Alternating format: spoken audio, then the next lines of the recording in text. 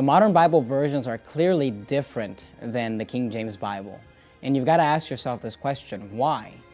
In order to understand the difference, you need to understand the history of the English Bible. Turns out there's a Bible museum right here in Phoenix that has one of the largest collections of rare English Bibles in the world. And the museum director, Joel Lamp, is going to let us actually look into these rare first editions of the Bibles leading up to the King James and the King James itself. He's going to explain to us the history of our King James Bible. He's going to take us all the way from Erasmus' Greek New Testament, the original Textus Receptus, and he's going to take us through the history of all these English Bibles all the way up to the King James Version. So let's start with Erasmus. What you see here on the table, Pastor, is, in a nutshell, the history of the King James Bible. Now remember, this King James Bible was printed in 1611, and there's a common misconception out there that it was the first English. Well, it wasn't. There were numerous other English examples before the 1611. And what you see here starts with the original Greek, as you just said, Textus Receptus, done by Erasmus of Rotterdam. This literally changed everything from what we know today in church history as well as in just secular history. It's called the 1516 Erasmus of Rotterdam's Greek, Latin, New Testament. Well, let's just call Erasmus what he is, the smartest man that ever lived, okay? Non-deity factor, okay? Jesus, of course, is the smartest man that ever lived, but Solomon's up there as well. But even today, we consider Erasmus the smartest, whether it's in sciences, theology, philosophy. He was just that smart. And this is the original Textus Receptus right here. The original Textus Receptus. Wow. Please take a look at it.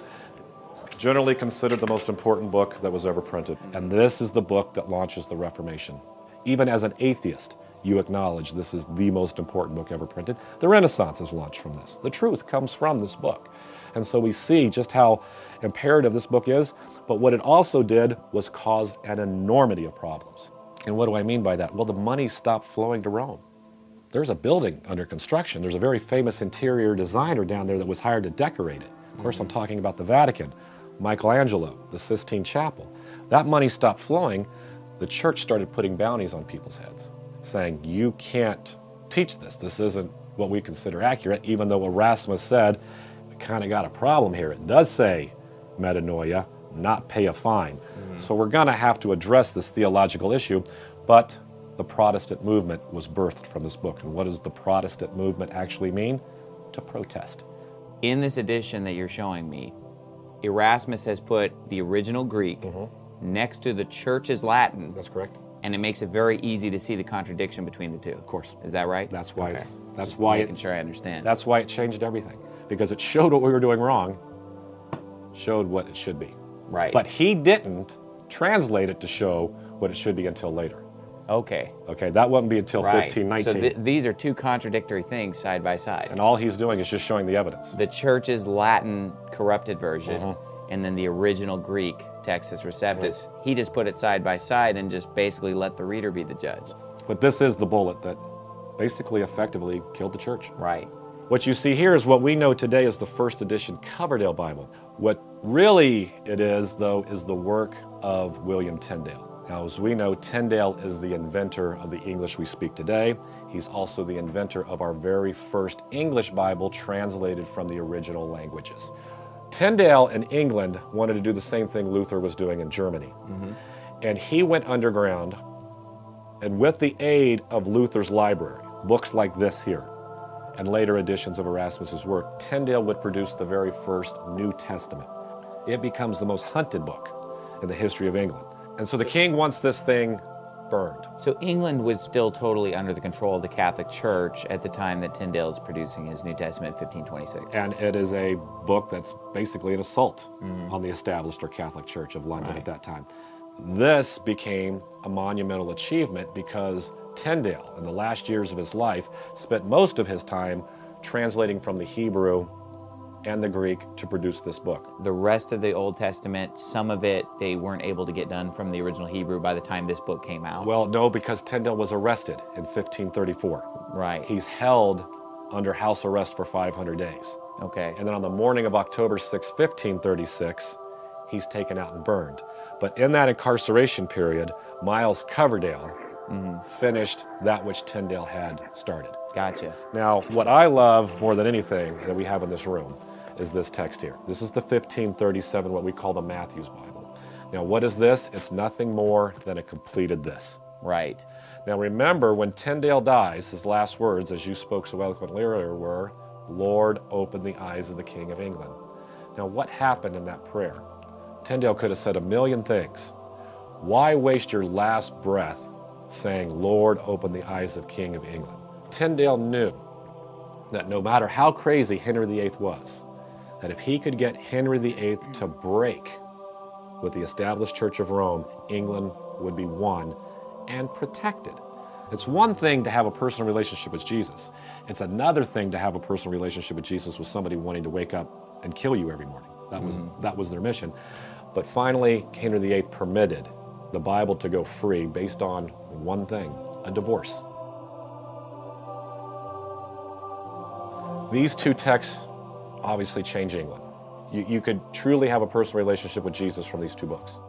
You had that mediator of the church. You had to have someone, instead of just Jesus Christ being the mediator. What we call today the confession booth. Right. Forgive me, Father, for I have sinned. It's been 2 weeks since my last confession. So this defeated the confessional booth. It got rid of it completely. There was no need anymore. You didn't have to have a man tell you what your penalty was for this crime that you committed against God. Then what we have today is called the Great Bible, or the Bible that was actually authorized and permitted by Henry VIII, King of England. That will become fun and to remember a couple of things. A later edition of Erasmus's work was done by a guy named Beza. And another work that we're most familiar with, though, is this one here done by Stephanus. Now, Stephanus is important because he gives us the Greek that our Geneva Bible, or the Bible done by the reformers of John Calvin, William Whittingham, those guys, they will use this Greek text to translate what their English Bible is known as today as the Geneva Bible. Now, it's famous because it's the first one with verses. Okay, and that's why the Geneva Bible is so familiar to many of us. It's like, where did John 3:16 come from? Well, it came from They these divided guys, it into chapters chapters and verses. The Gotcha. chapters were already there. Chapters were already there. They but the divided it into verses are. Gotcha. After Henry VIII, his son takes the throne, and we know him today as Edward VI. He died very young. He was only on the throne for 4 or 5 years. But in that time, he permitted the scriptures to go free as well. But he too had no spouse and no kids, and so when he doesn't have an heir, who ends up taking the throne? His sister, who we know today as Bloody Mary. And we don't call her that because she liked vodka tomato juice with a splash of Tabasco. We call her Bloody Mary because she was responsible for literally over 7,000 of her own people's death. Wow. And here's a perfect example. Here's a family, Pastor, in Bloody Mary's reign. Here's 5 mothers and 5 fathers all being burned at the stake. And for what reason? They taught their children the Lord's Prayer in English. Wow. And she had them burned at the stake. So in her zeal for the Catholic Church, she's killing these people. The parents were teaching their kids. Okay, and they only wanted the church to teach them. their kids. We weren't qualified, Pastor, to teach our children. So basically, they're being burned at the stake for homeschooling. That's basically what it came down to. About it. No, it's in a sense it was. They wanted complete rule. Wow.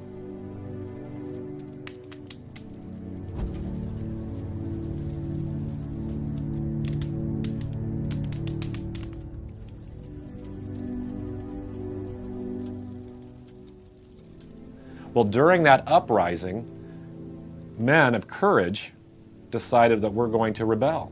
And what were their names? John Knox, John Fox, William Whittingham. They fled England, and they go to work on a brand new text. And what do we call that text today? We call that the Geneva Bible. Well, it says right on there, it says someone has written here, Family Bible. That's right. That's what it truly was, the very first family Bible. Right. What we know today as the Textus Receptus. It will go to produce what we know as the very first homeschool Bible, the Geneva Bible. Right. And so this is the book that sails over on the Mayflower. Gotcha. That's the Bible that settles Jamestown. After Bloody Mary's terror, she had a sister. Of course, we know her name as Queen Elizabeth. To win the hearts of the people, she gave us the Bishop's Bible. This was done by bishops, done by pastors. But they're building upon the work of the Geneva Bible. They just wanted something that was a little bit more authoritative. Right. This comes from people you can Experts. trust. Hebrew, Greek experts, but truthfully, it never settles with the people. It was a glorious work. She was somehow it just didn't catch on. It just never caught Maybe on. God just knew that something was better was coming down the pike. And then, of course, she didn't have a spouse, no kids. So who would take the throne? Her cousin from Scotland. Of course, we know him as King James. And that big, tall Bible that you see down there closest to you, that's the first edition of the King James Bible. And then a year later, he allowed the folks to buy one in a bookstore. And you're holding the very first King James New Testament. Wow. There. Then when we get to 1603, we have King James becoming king. King James VI of Scotland. He became the king, and it was said unto him that a new translation should be brought forth of the Scriptures. And the reason why is that you got a lot of people using the Geneva Bible, but then they'd go to church and it's the bishop's Bibles. There were two main versions, and both of them had issues. The Geneva Bible had some issues, the bishop's Bible had some issues. And so they said, let's just take the time to do it right. They got the best scholars in the land together, and they said, we're not trying to replace a bad version. We're going from good to better to best here.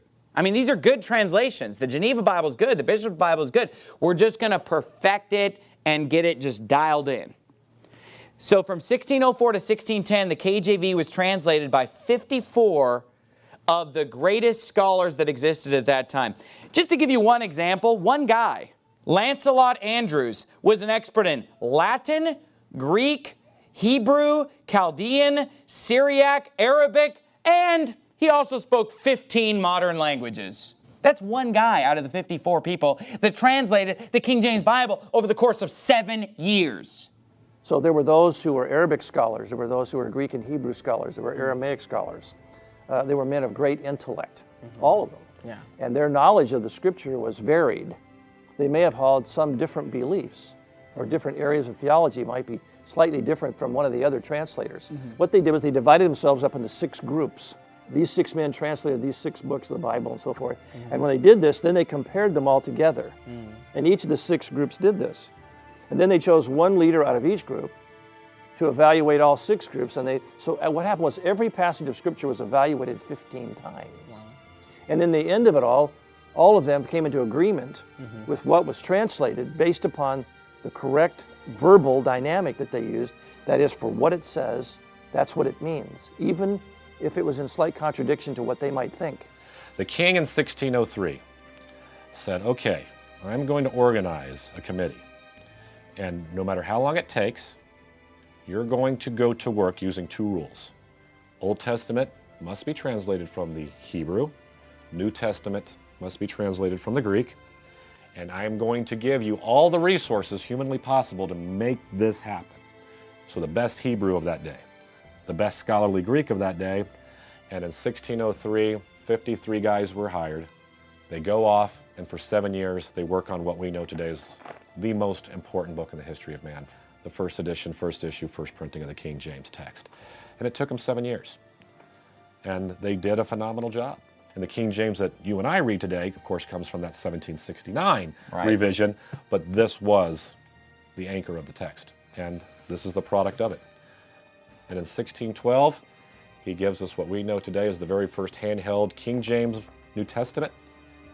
And this is what caught on. That's what caught on. The handheld King New says Testament. if you can afford it, you can own it. Every bookstore in London sold it, and it would take off. And then it would become, and always has been, the #1 selling book in the history of man. No book has ever outsold this text, or ever will. When we look at the Bible versions that led up to the King James, Tyndale, Matthew, Coverdale, Great Bible, Bishop's Bible, Geneva Bible, they all line up with the King James. They all basically say the same thing as the King James. The King James Bible is the culmination of the Bibles that preceded it. So if the King James Bible is consistent with all the other English Bibles that led up to it, why are these modern Bibles so different?